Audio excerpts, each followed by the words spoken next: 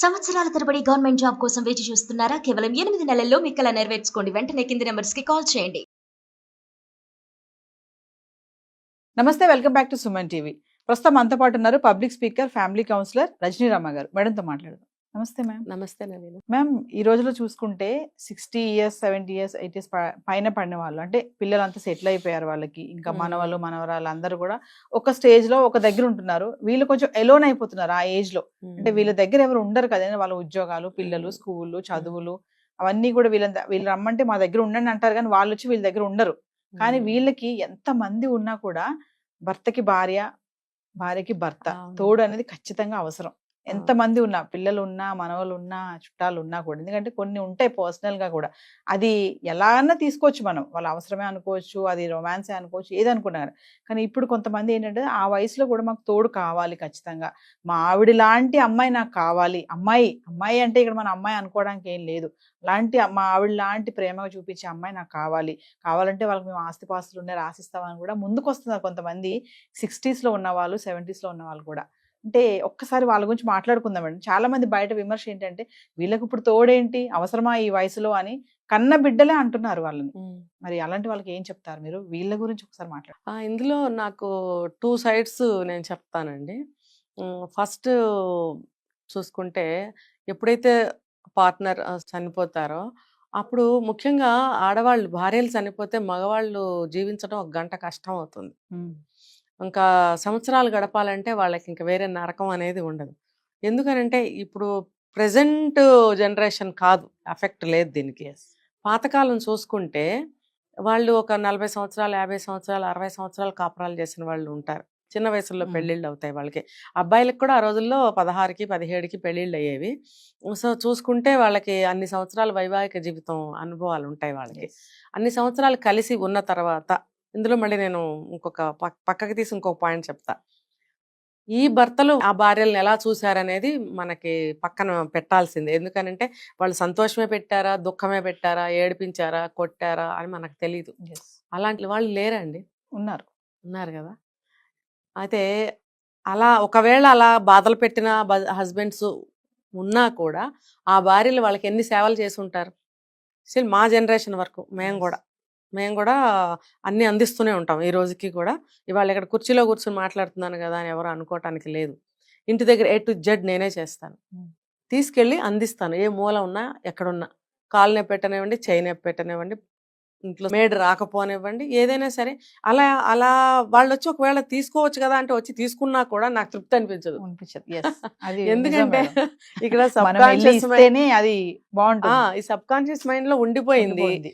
చెయ్యి ఆటోమేటిక్ గా, కాలు ఆటోమేటిక్ గా వెళ్ళిపోతుంది. ఒకవేళ వాళ్ళు వచ్చి తీసుకున్నా మనకేంటి అసంతృప్తి, వెల్తిగా అనిపిస్తుంది. అంటే వాళ్ళు మనతో ఎలా అన్నా ఉండనివ్వండి, మంచి వాళ్ళు అవనివ్వండి, మనల్ని బాధించే వాళ్ళు అవనివ్వండి, ఈ పని అనేది గత ఇన్ని సంవత్సరాల నుంచి అలవాటు అయిపోయింది కాబట్టి వెళ్తూనే ఉంటాం, చేస్తూనే ఉంటాం, వాళ్ళు ఎలాంటి వాళ్ళైనా కానివ్వండి. సో వాళ్ళేంటి ఇంత సేవలు చేస్తున్నా సరే, ప్రేమించే భర్త ప్రేమించాడు, తిట్టే భర్త తిట్టాడు, తిడుతూనే ఉన్నాడు చనిపోయేదాకా. మరి ఇంకా కొంతమంది 80 ఏళ్ళు వచ్చిన భార్యలను కొట్టేవాళ్ళు ఉన్నారు. కొట్టారు, నాకు తెలిసి ఇప్పుడుకున్నారు, ఇంకా మరి కొడుతున్నారు. 80 ఏళ్ళు నీకు వస్తే భార్యకి కూడా 5-6 ఏళ్ళు 4 ఏళ్ళు తేడాతో ఆవిడకి అంతే వయసు కదా. మరి ఆవిడ దెబ్బలు తినే వయసా? నీకు కాళ్ళు చేతులు ఇట్లా ఊగుతున్నా సరే నువ్వు కొట్టగలుగుతావు, ఎలాగో దెబ్బ వేస్తావు. ఆ దెబ్బ తినే ఓపిక ఆవిడకుందా? మరి ఆ రోజుల్లో వాళ్ళు ప్రేమించినా, ముద్దు పెట్టుకున్నా, విసురుగొట్టినా అలా అలా అన్నేళ్ళు కాపురం చేసుకుంటూ వచ్చారు కాబట్టి, కష్ట సుఖాలు ఏమన్నా వచ్చినా సరే ఇష్టానో కష్టానో మాట్లాడుకున్నారు కాబట్టి. ఎందుకనంటే కొంతమంది భర్తలు షేర్ చేసుకోరు భార్యలతో, సింగిల్ నిర్ణయాలే ఉంటాయి, చెప్పరు, ఏం చెప్పరు. వాళ్ళు నిర్ణయించిందే ఇంట్లో జరగాలి. ఫలానా సంబంధం తీసుకొచ్చాను, అబ్బాయికైనా అమ్మాయికైనా చేయాల్సిందే అంటే పిల్లలు ఏడుస్తారమ్మా, నువ్వు చెప్పమ్మా నాన్నకి, నాకు ఇష్టం లేదంటే కూడా ఆవిడ రికమెండేషన్ అక్కడ పనిచేయని కుటుంబాలు చాలా ఉన్నాయండి. ఆయన మాట చెల్లాలి, ఆ సంబంధం చేయాల్సిందే, చచ్చినట్టు నోరు మూసుకుని కాపురాలు చేయాల్సిందే. ఇప్పుడులాగా అప్పుడు విడాకులు లేవుగా, ఒక 40 సంవత్సరాల క్రితం. మరి ఆ రోజుల్లో ఆ పెళ్ళిళ్ళు చేస్తే చచ్చినట్టు పడి ఉండాల్సిందే అని, ఇంక్లూడింగ్ మాలాంటి వాళ్ళం కూడా. కాబట్టి చెప్పిన సంబంధాలు చూసుకుని చేసుకోవాల్సిందే. అంటే అలాంటి భర్తలు కూడా ఉన్నారు. మళ్ళీ ఏమో మన అబ్బాయికి ఏ సంబంధం చేద్దాము, ఇది బాగుంటుందంటావా, అమ్మాయికి నీ లక్షణాలు ఉంటే బాగుంటాయి కదా అని సంప్రదించిన భర్తలు కూడా ఆ రోజులు ఉన్నారు. అంటే అలాంటి వాళ్ళు ఇలాంటి వాళ్ళు ఎలాంటి భర్తలు ఉన్నా సరే ఆ భార్యలు అనేవాళ్ళు వాళ్ళతో జీవితం సాగించారు, ఆ భర్తలు కూడా ఆ భార్యలతో జీవితాలు సాగించారు. కాబట్టి ఆ బాండ్ అనేది స్ట్రాంగ్. ఎస్. ఇప్పుడు ఏదన్నా కొన్ని షేర్ చేసుకోకపోయినా కనీసం సేవల ద్వారానైనా ఆ బాండ్ అనేది ఉండింది. ఉంటుంది. షేర్ చేసుకున్న భర్తలు ఉన్నారనుకోండి, అప్పుడు మన భార్య పోయింది సడన్ గా, ఇంకా ఆ మనిషి బ్రతకలేడు. చాలా ఎలా కష్టం. చూసుకున్న బ్రతకలేరు వాళ్ళు. లేరు. తిట్టి కొట్టే భర్త బ్రతకలేడు, ఆ, ఆ ప్రేమగా గుండెల్లో పెట్టుకుని చూసుకున్న భర్త బ్రతకలేడు. ఎందుకంటే ఆ బాండ్. బాండింగ్. ఎస్. సో అటువంటి బాండింగ్ లో ఉన్న వాళ్ళు సడన్ గా భార్య పోతే ఉండలేరు. అటువంటి వాళ్ళని మళ్ళీ ఇటు పక్కకు వస్తాను నేను. పిల్లలు ఇద్దరు, ఆ రోజుల్లో వాళ్ళకి ఎక్కువ మంది పిల్లలే ఉంటారు, కనీసం ముగ్గురు ఉంటారు. ముగ్గురు పిల్లలు ఉన్నప్పుడు ముగ్గురు పిల్లలు కూడా ఉద్యోగరీత్యా కానీ వ్యాపారాల రీత్యా కానీ దూర ప్రాంతాల్లో ఉన్న ఊళ్ళో ఉన్న వాళ్ళ ఫ్యామిలీస్తో వాళ్ళకి సరిపోతూ వీళ్ళని చూడలేకపోతున్నారు. ఇప్పుడు ప్రజెంట్ జనరేషన్ చూసుకుంటే పిల్లలు బయటకు వెళ్తున్నారు, అబ్రాడ్కి వెళ్తున్నారు. ఇప్పుడు మా ఏజ్ వాళ్ళని చూసుకుంటే భార్యాభర్తలు మాత్రమే ఉంటున్నారు చాలా మంది. ఇప్పుడు ఈ వీళ్ళని పక్కన పెడితే మా జనరేషన్ అంటే మా తల్లిదండ్రులు అనుకోండి, మేమే అబ్రాడ్స్ వెళ్ళిపోయాము, ఇక్కడే ఉన్నాం కదా, చుట్టుపక్కలే ఉంటాము, కాకపోతే ఇంకొక ఊర్లో ఉంటాము. ఉన్నప్పుడు వాళ్ళని చూసుకోగలగాలి. లేదు వాళ్ళు కూడా సక్రమంగా వచ్చి ఉంటామంటే ఉంచుకొని చూసుకోవాలి. ఒకే ఊర్లో ఉంటుంటే కనుక అందరూ కలిసి ఒక చోట ఉండే ప్రయత్నం చేయాలి. అందరంటే ఎవరు, ఆ సింగిల్ పర్సనే కదా, ఆ ప్రయత్నం చేయాలి. వీళ్ళకి ఏంటంటే అప్పటి వరకు పిల్లలు, పెళ్లిగాని పిల్లలు అనుకోండి, పెళ్లిగాని పిల్లలు, భార్య, వచ్చేపోయే చుట్టాలు అందరూ కళకళలాడుతూ ఉంటుంది ఇల్లు. ఒక్కసారిగా పిల్లలు పెళ్ళిళ్ళే వెళ్ళిపోయారు, మనవాళ్ళు మనవరాళ్ళు చదువులకు వచ్చి పెద్దవాళ్ళు అయిపోయారు, నా భార్య ఏమో ఇప్పుడు చనిపోయింది, నా వయసు ఏమో 70 లేకపోతే 65 లేకపోతే 80. ఈ వయసులో ఆ వ్యక్తికి ఎంత పిచ్చెక్కినట్టు ఉంటుంది అనమాట. అందరూ కావాలనిపిస్తుంది. అంటే తన మెంటాలిటీ ఎటువంటిదైనా సరే, ఎస్. అంటే నేను రెండు వైపులు చెప్తున్నా చూడండి, అతను చెడ్డవాడు అవనివ్వండి, మంచివాడు అవనివ్వండి, అటువంటి వాతావరణంలో నుంచి వచ్చిన వ్యక్తి కాబట్టి ఒంటరిగా అనేది ఉండలేదు. ఉంటుంది, పెద్ద ఇల్లు ఉంటుంది, ఆస్తిపాస్తులు ఉంటాయి, పొలం పుట్రా ఉంటుంది, ఆ పొలం కూడా చేయలేని పరిస్థితి, కౌలుకి ఇస్తారు, ఆ కౌలు వాళ్ళు కూడా సరిగ్గా చెయ్యరు, బీడు పట్టిపోయి వదిలేసుకున్న పొలాలు ఉంటాయి, అలాంటి ఆస్తిపాస్తులు కూడా ఉంటాయి వీళ్ళకి. ఎన్ని ఉన్నా సరే చూసేవాళ్ళు ఉండరు. అప్పుడు వీళ్ళు ఒక తోడు కోసం ఇలా అడుగుతూ ఉంటారనమాట. ఎస్. అడిగినప్పుడు ఆలోచించాలి పిల్లలు కూడా, మేము చూసుకోవాలి అని. నేను ఇంకొకటి చెప్తా ఇక్కడ, వాళ్ళు ఎంత చూసుకున్నా, ఏజ్ అయిపోయింది కదా, వాళ్ళు ఎంత చూసుకున్నా కోడలు టైంకి అన్ని చూసి పెడుతుంది, తండ్రిలాగా చూసుకుంటుంది, కొడుకు కూడా బాగా చూసుకుంటాడు, మనవాళ్ళు మనవరాళ్ళు అందరూ తిరుగుతూ తాతయ్య అని పలకరిస్తూ ఓకే. కానీ రోజు గడిచిపోతుంది, తనదైనటువంటి ఒక టైం వస్తుంది సాయంత్రం అయ్యేటప్పటికి. అందరూ ఎవరి పక్షులు గూళ్ళకి వెళ్ళిపోయినట్టు వాళ్ళ వాళ్ళ పనుల్లో నిమగ్నం అయిపోతారు, భోజనాలు అయిపోతాయి, ఎవరి రూమ్లో కళ్ళు వెళ్ళిపోతారు, చదువుకున్న వాళ్ళు చదువుకుంటారు, నిద్రపోయే వాళ్ళు నిద్రపోతారు. మళ్ళీ ఈయనకి తనదైనటువంటి ఒంటరి సమయం వస్తుంది. అప్పుడు ఈయనకేమనిపిస్తుంది, గతంలో పొద్దుటి నుంచి రాత్రి వరకు జరిగిన విషయాలన్నీ ఒక మంచి భర్త అయితే షేర్ చేసుకుని ఉన్నాడు కదా. లేదు బాధ పెట్టిన భర్త అనుకోండి, అతనికి ఆవిడ అందిస్తూ సేవలు చేస్తూ ఏదో పాల గ్లాస్ ఇవ్వటం అలవాటు ఆ రోజుల్లో వాళ్ళకి, కాస్త బాగా నిద్ర పడుతుంది అని చెప్పి ఒక గ్లాస్ పాలు తెచ్చి ఇవ్వడము, మందులు వేసుకున్నారా అని అడగటం అనేది ఈ ఒంటరి సమయంలో జరిగే కార్యక్రమాలు, మంచి భర్తకైనా చెడ్డ భర్తకైనా. ఇప్పుడు అవన్నీ మిస్సింగ్ కదా. ఇవన్నీ ఎవరు చేయాలి? సరే అవి కూడా కొడుకు కోడలు మందులు పాలు నీళ్లు తెచ్చిస్తారు, కానీ పొద్దున్న నుంచి సాయంత్రం వరకు జరిగిన విషయాలు పంచుకోవాలంటే ఏ భార్య వస్తుంది? ఎవరు? కోడలు వచ్చి కూర్చుంటుందా, కొడుకు వచ్చి కూర్చుంటాడా, చదువుకునే మనవాళ్ళు వచ్చి కూర్చుంటారా? ఎవరు వచ్చి కూర్చోరు. అప్పుడు కావాలనిపిస్తుంది ఒక తోడు. అరే నాకు మనసు పంచుకునే ఒక వ్యక్తి కావాలి. దాన్నే ఏమంటారంటే తోడు అంటారు. మగవాడికేమో తోడు అంటారు, ఆడదానికేమో నీడ అంటారు. తోడు నీడ. తోడు అనేది ఇద్దరికి అవసరమే, ఆడదానికి ఇంకా నీడ కూడా అవసరమే. కాబట్టి ఈ అవసరం కోసం పెళ్ళి అనేది అడుగుతున్నారు వీళ్ళు. ఊరికే వచ్చేసి ఒక ఆవిడని ఇంట్లో పెట్టుకుంటే తప్పు కదా అది. కాబట్టి మాకు ఒక భార్య కావాలని అడుగుతున్నారు, అది తప్పేమీ కాదు. ఇంకోటి ఫ్యామిలీ సభ్యులు కూడా ఆ రకంగా ఆలోచించగలగాలి. ఆయనకి మనసు పంచుకోవడానికి పక్కన ఒక ఒంటరిగా పడుకోలేరు, రాత్రిపూట ఏదైనా ఇబ్బందులు వస్తాయి, దగ్గు వస్తుంది, లేకపోతే గబుక్కుని గుండెల్లో పట్టినట్టు అవుతుంది, బాత్రూమ్కి లేవాలంటే తూలు వచ్చి పడిపోవచ్చు.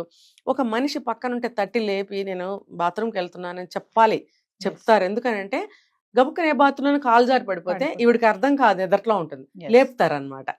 ఆయన వెళ్ళొచ్చే వరకు కూర్చుంటుంది, అలాగే ఆవిడ వెళ్ళొచ్చే వరకు కూడా ఆయన కూర్చుంటారు. అది ఒకళ్ళకొకళ్ళు అనమాట. అప్పుడు మిగతా సభ్యులకి తెలియజేస్తాం, అయ్యో పడిపోయారు ఆయన రండిరా అని పిలుచుకొస్తారు. ఆ తోడు కోసం అన్నమాట. కానీ పిల్లలు మేడం ఇప్పుడు జనరేషన్ వాళ్ళకి ఇలాంటివన్నీ కూడా ఇప్పుడు మీకు అవసరమా పెళ్లి, పిల్లలు ఉన్నారు కదా, మనవలతో ఉండొచ్చు కదా, ఇప్పుడు పెళ్లి చేసుకుని మీరు ఏం చేస్తారు అనే ఒక క్వశ్చన్ మార్క్ వస్తుంది కదా. అంటే వాళ్ళకి అసలు అవును. పెళ్లి అనేది వాళ్ళు ఎందుకు అడుగుతున్నారు, వీళ్ళు ఎందుకు వద్దంటున్నారు, అంటే వాళ్ళ పిల్లలు ఏం కోరుకుంటున్నారు పెళ్లి అంటే? అది వాళ్ళు నెగెటివ్‌గా ఆలోచించడం వల్ల వస్తుంది. రెండోది ఆస్తులు. ఆస్తులు పోతాయేమో అని భయం. చూడండి, ఏది కూడా నేను ఒకసారి చెప్పాను. ఈ విశ్వంలో ప్రేమ అనేది ఊరికే రాదండి. ఇచ్చి పుచ్చుకోవాలి ఏదైనా సరే. ఏదైనా సరే. మనం ప్రేమగా ఎందుకుంటాం? ఇప్పుడు వాళ్ళతో మనకొక పనుంది. లేకపోతే వాడు బాగా చదువుకుని ఒక స్టేజ్‌కి రావాలి. మనం ప్రేమగా చెప్పాలి. లేదు, ఎవరన్నా వచ్చారు మన ఇంటికి, వాళ్ళు కొంచెం సేపే ఉంటారు. కొంచెం ప్రేమగా మంచిగా మాట్లాడి మంచిగా పంపించాలి. ఇట్లా విశ్వంలో ప్రతి ఇద్దరి మధ్యన కూడా ప్రేమతోనే ప్రతి పని ఉంది. ఊరికనే అంటే ఎవరు కూడా రాంగ్‌గా అర్థం చేసుకోకూడదు. ఈ ప్రేమ అనేది ఏ అవసరం లేనిదే ప్రేమ అనేది పుట్టదు. ఇప్పుడు ఇద్దరు వ్యక్తులు ప్రేమించుకుంటారు. ఎందుకు ప్రేమించుకుంటారు? తనను నేను పెళ్లి చేసుకుంటే నా జీవితం బాగుంటుంది. నేను ఈ అమ్మాయిని చేసుకుంటే, నేను అబ్బాయిని చేసుకుంటే మా జీవితాలు బాగుంటాయి. అదే ఒక అవసరం కదా అది. కాబట్టే కదా ప్రేమ అనేది అక్కడ మనం పెంచుకుంటూ వెళ్తాము. లేకపోతే మన ఇద్దరం కలిసి ఉందాం అని చెప్పి దెబ్బలాడేస్తే కలిసి ఉంటామా? లేదు. ప్రేమతోనే సాధిస్తాం. ప్రేమ అనేది ఒక సాధనం. కాబట్టి ఆ సాధనంతో మనం సమకూర్చుకోవాలి ఏదైనా కూడా. ఆ ప్రేమ లేనిదే దేన్ని కూడా సాధించాలి. అలాగే వీళ్ళు కూడా, ఈ పిల్లలు అనేవాళ్ళు అర్థం చేసుకోవాలి. తర్వాత ఈ ఆస్తిపాస్తుల దగ్గరకు వస్తే కొంత ఆస్తి అనేది ఆశ ఉంటేనే అవతల వాళ్ళ ఒక ఆవిడని చేసుకోవాలి. ఆవిడ తరఫున ఎవరో ఫ్యామిలీ ఉంటారుగా. ఖచ్చితంగా. మా ఇంట్లో స్త్రీని ఇంకో ఇంటికి పంపిస్తున్నామంటే వాళ్ళు ఎలాంటి వాళ్ళు మనకు తెలీదు. ఇప్పుడు నేను చూశాను ఒక చోట, నాకున్న ఆస్తిలో కొంత భాగం ఇస్తాను, కొంత అంతా ఇవ్వను అని ఒక ఆయన చెప్పడం నేను విన్నాను. అంటే అవతల వాళ్ళు కూడా వాళ్ళ స్త్రీని ఇంటికి పంపించాలి అని అంటే కొంత ఏదన్నా సెక్యూరిటీ అనేది చూస్తారు. లేకపోతే ఆ వయసులో ఆవిడ ఆస్తులు ఏం చేసుకుంటుంది?